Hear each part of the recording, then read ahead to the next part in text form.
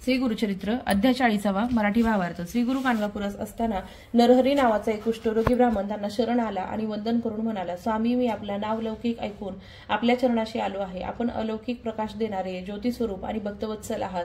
मी पूर्वजन्मात फार पाप केले आहे, त्यामुळेच हा भोग भोगावा लागत आहे। पण स्वामी, आता मला सहन होत नाही। मी अनेक व्रते केली, तीर्थे हिंडलो, समस्त देव पूजले, पण माझी व्याधी काही बरी होत नाही। आता मी निर्धार करून आलो आहे, आपली कृपा झाली नाही तर प्राणत्याग करीन।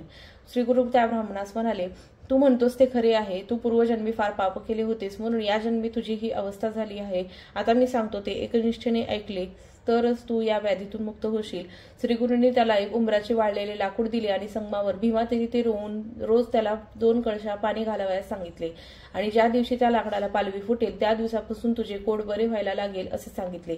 श्रीगुरूंनी त्या विप्राला आज्ञा केली, त्यावर त्याचा विश्वास बसेना। तो ते लाकूड घेऊन संगमावर गेला आणि भीमेच्या तीरावर त्याने ते रोवले। श्रीगुरूंनी त्या ब्राह्मणाला जसे सांगितले होते तसेच आचरण त्याने केले। अशा प्रकारे 7 दिवस त्या ब्राह्मणाने उपवास केले। तो त्या काष्टाला वेळोवेळी 2 कळशा पाणी घालत असे। लोक त्याची थट्टा करून त्याला गुरुवचनापासून परावृत्त करण्याचा प्रयत्न करीत होते, पण तो त्यांचे न ऐकता पूर्ण श्रद्धेने व्रत करीतच राहिला। शिष्यांचे बोलणे ऐकून श्रीगुरु म्हणाले, त्याच्या अंतःकरणात जसा भाव असेल तशी सिद्धी त्याला मिळेल। शिष्याला केवळ गुरुवाक्य म्हणजेच अंतिम वचन असते, महत्व असते ते भक्तिभावाला। अंतःकरणात जशी भक्ती असेल तसेच होईल। श्रद्धेचे बळ किती असते ते सांगण्यासाठी श्रीगुरूंनी शिष्यांना काही पुराणातील कथा सांगितल्या। श्रीगुरूंनी जसा भाव तशी सिद्धी होते हे तत्व शिष्यांना सांगितले। मग ते संगमावर गेले। हातातील कमंडलूमधील अभिमंत्रित पाणी त्यांनी त्या शुष्क काष्टावर शिंपडले। तो तत्काळ त्या लाकडाचा औदुंबर वृक्ष झाला आणि त्या ब्राह्मणाची कोडाची व्याधी नष्ट होऊन त्याचे शरीर निरोगी झाले। त्यानंतर अत्यंत आनंदाने नरहरी ब्राह्मणाने श्रीगुरूंची स्तोत्र रचून त्यांची स्तुती केली। श्रीगुरु ब्राह्मणासह व शिष्यांसह गावात परत आले। त्या ब्राह्मणाला जोगेश्वर असे नाव त्यांनी दिले व त्याचा आपल्या सर्वात श्रेष्ठ भक्त म्हणून गौरव केला।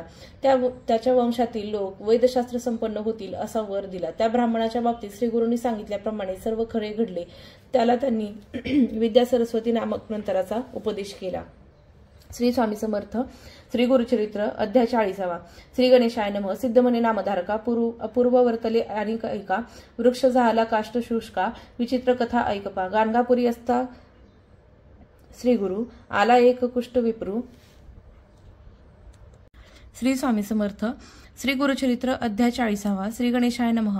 सिद्ध मने नामधारका अपूर्व वर्तले आणि ऐका, वृक्ष झाले काष्ट शुष्का, विचित्र कथा ऐकपा। गाणगापुरी असता श्री गुरु आला एक कुष्ठी विप्रू, आपस्तंभ गार्गे गोत्रू, नामतया नरहरी। येऊन या श्री गुरुमूर्तीसी नमन करी भक्तीसी, करी स्तोत्र बहुवसी, कर संपुट जोडून या।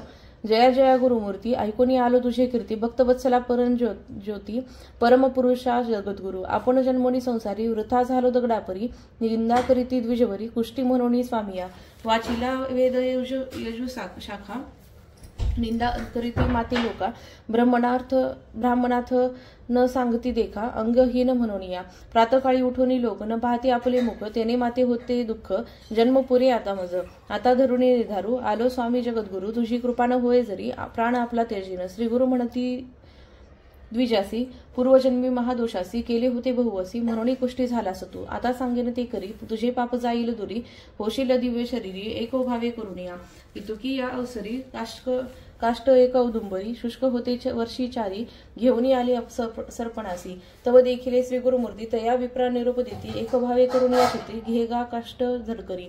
काष्ट घेऊन संगमासी, त्वरित जावे भावेसी, संगमनाथ पूर्व दिशी, भीमातिरी रुवीपा।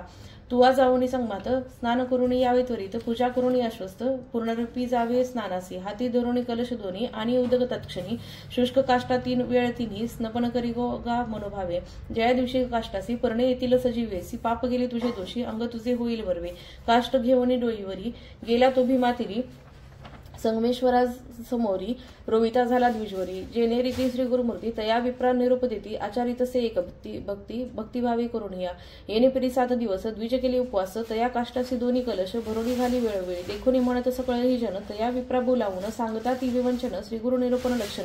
नसेल निष्कृती तुझी पापा, म्हणून दिदले काष्ट बापा, वायास कष्ट करीतसी कापा, तू ते श्रीगुरूंनी निरोपिले। एकोणी तयांचे वचन, विप्रवर करी नमन, गुरुवाक्य मज काम धेनू, अन्यथा केवी होईल. माझे मनी निर्धारू असत्य नवे वाक्य गुरु प्राणवेची न सचराचरू गुरुवाक्य मज करणे. एके दिवशी श्री गुरुमूर्तीसी सांगती शिष्य परियेसी स्वामींनी निरोपिले द्विजासी शुष्क काष्टाभजी म्हणून किती रीती आम्ही त्यासी विनविले त्याच्या हितासी वाया गा कष्टसी मूर्खपणे म्हणून निर्धारी करुणी मानसी सेवा करीतो काष्टासी जाहले सात उपवासी उदक मुखे घेत नाही.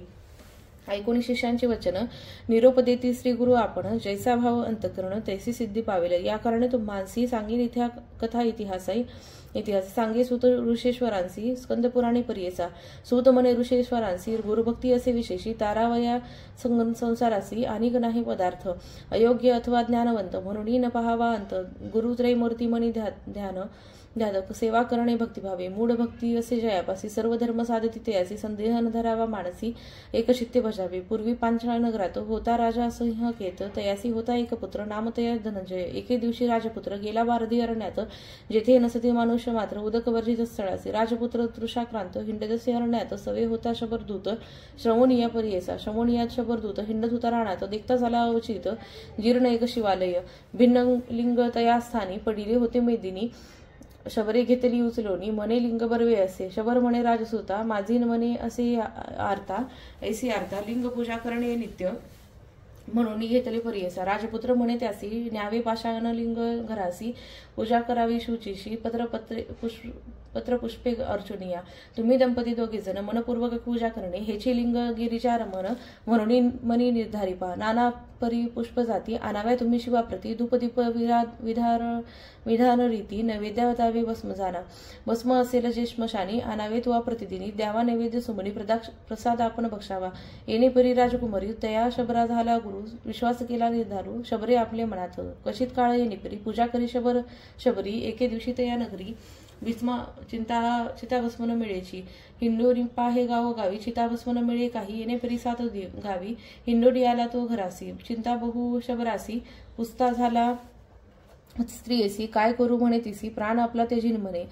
जैसे गुरुने निरोपिले तैसा नैवेद्या पाहिजे दिले नाहीतरी वृता झाले शिवपूजन परियेसा. ऐकुणी पतीचे वचन बोली शबरी हसून चिंता करिता किंकारण चिताभस्म देईन मी. मज घालून गृहात अग्नी लावा तुम्ही त्वरित काष्ठे असती बहुत दहन होईल आपणासी. तशी भस्म ईश्वरासी उपहारावे तुम्ही हर्षी व्रतभंग न करावा भरवसी. संतोष रूपे बोलत असे कधीतरी शरीरासी नाश असे परियेसे ऐसे कार्यकारणासी देह आपला समर्पिन. ऐकुणी स्त्रियेचे वचन शबर झाला खेदे खिन्न प्राणेश्वरी तुझा प्राण केवी घेऊ म्हणत असे. ऐकुणी पतीचे वचन विणवीत असे ती अंगणात केसी तुम्हा असे ज्ञान मिथ्या वो हे बोलत असा. संदेह सोडून आपणासी दहन करी वेगेसी आपण होऊनी संतोषी निरोप देते परियेसा. ऐसे नाना पतीसी बोधी शबरी परियेसी घरात जाऊन पतीसी म्हणे अग्नी लावी आता. संतोषोनी तो शबर बांधिता झाला घराचे द्वार अग्नी लाविता थोर लागली ज्वाळा धुरंधर. दहन झाले शबरीसी भस्म घेतले परियेसी पूजा करुणी शिवासी नैवेद्य दिला अवधारा. पूजा करिता ईश्वरासी आनंद झाला बहुअसी. स्त्रियेसी वदिले म्हणून यायसी स्मरण नाही तयासी. नित्य पूजा करून प्रसाद हाती घेऊन आपली स्त्रियेस बोलावून देत होता शबरतो. तया दिवशी तेने परी आपली स्त्रिया ती पाचारी कृपासागर त्रिपुरारी प्रसन्न झाला परियेसा. त्याची शबरी येऊनी उभी ठेली हास्यवदनी घेतला नैवेद्य मागोनी घेऊन गेली घरात. बोलावून स्त्रियेसी शबर पुसतसी तियेसी दहन केले मी तुझसी पुनरपी केवी आलीस तू. शबरी सांगे पतीसी आठवण आपणा आहे ऐसी अग्नी लावता घरासी निद्रिस्त आपण झाले देखा. महाशिते पीडित आपण होते निद्रस्त तुमचे बोल ऐकत उठवणी आले म्हणत असे. हे होईल ईश्वर करणे प्रसन्न झाला शूलपाणी ऐसे म्हणतात तत्क्षणी निज स्वरूपे उभा ठेला. नमन करीत लोटांगणी धावून लागती दोघे चरणे प्रसन्न झाला शूलपाणी मागावर म्हणत असे. इह सौख्य संसारी राज्य दिले धुरंधरी गती झाली त्यानंतरी कल्पकोटी स्वर्गवास. म्हणून श्री गुरु शिष्यासी सांगते झाली परियेसी विश्वास करून द्विजहर्षी शुष्क काष्ट सेवित असे. जैसा भाव तैसी सिद्धी होईल सत्य त्रिशुद्धी. श्री गुरुनाथ कृपानिधी सहज निघाली संगमासी. जावणी करीती अनुष्ठाना पहावया येती त्या ब्राह्मणा देखुनी त्याचे अंतकरणा प्रसन्न झाली त्यावेळी. हाती होता कमंडल भरले सदा गंगाजळ उचलून या कर्कमळे घातली उदक काष्टासी. तत्क्षणे काष्टासी पल्लव आले परियेसी औदुंबर वृक्ष येसी दिसत असे समस्तांते. जैसा चिंतामणी स्पर्श होता लोखंड होय कांचनता तैसा श्री गुरु सुधा स्पर्शता. काष्ट झाला वृक्ष देखा काष्ट दिसे औदुंबर सुदेही झाला तो विप्र दिसे सुवर्ण देही नर. गेले कुष्ट का तत्काळी. मग निघाली मठासी समस्त शिष्य द्विजांसरसी. ग्रामलोक आनंदेसी घेऊन येती आरतीया. तया विप्रा बोलावून श्री गुरु म्हणती संतोषणी. कन्या पुत्र धन गोधनी तुझी संतती वाढेल. तुझे नाम जोगेश्वर म्हणून ठेवले निर्धार. समस्त शिष्यांमध्ये थोर तुझी आमचा भक्त जाण. जैसे श्री गुरुने निरोपिले तया परी त्यासी झाले म्हणून सिद्धे सांगितले नामधारक शिष्यांसी. इति श्री गुरु चरित्रामृते परम कथा कल्पतरो श्री नृसिंह सरस्वती पाख्याने सिद्ध नामधारक संवादे शुष्क काष्ट संजीवनम नाम चत्वारिशतमोध्याय. श्री गुरु दत्तात्रेयार्पणमस्तु. श्री गुरुदेव दत्त. अवधूत चिंतन श्री गुरुदेव दत्त. अवधूत चिंतन श्री गुरुदेव दत्त. अवधूत चिंतन श्री गुरुदेव दत्त. श्री स्वामी समर्थ.